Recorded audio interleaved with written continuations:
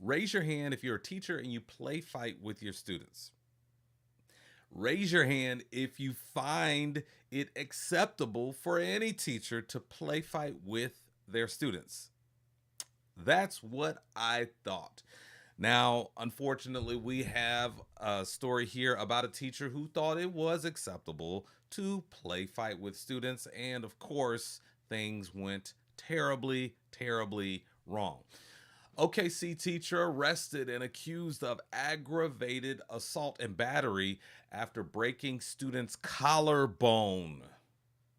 Wow.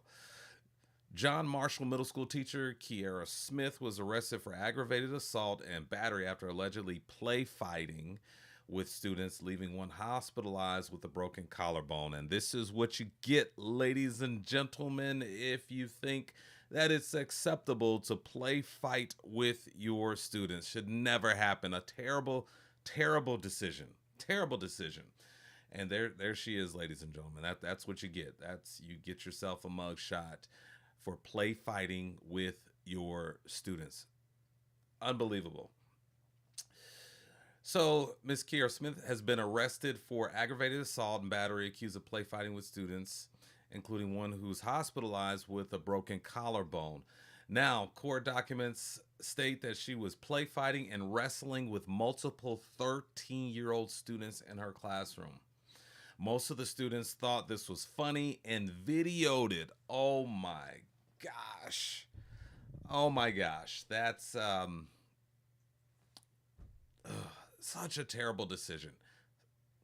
The report says Smith grabbed the victim, lifted him off the ground, and slammed him into the ground, breaking the student's collarbone.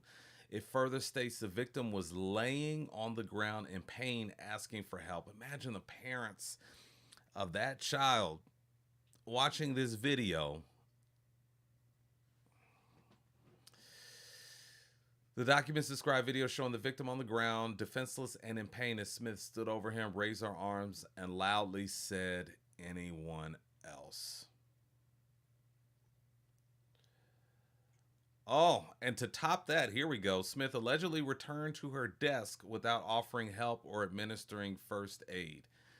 Check this out. Let's keep it going. According to the report, the victim's mother.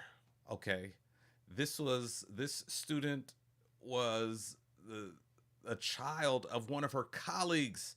The victim's mother, who works at the school, found her son lying on the ground in the classroom. She took him to a hospital where x-rays confirmed his collarbone was broken.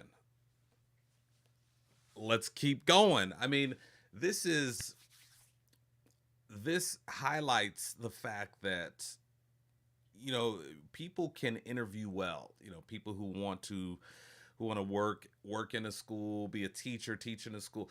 People can interview well, and it's hard to screen out people who have the capacity to make such terrible decisions. Like, I mean, obviously, everyone knows that you don't play fight with students, right?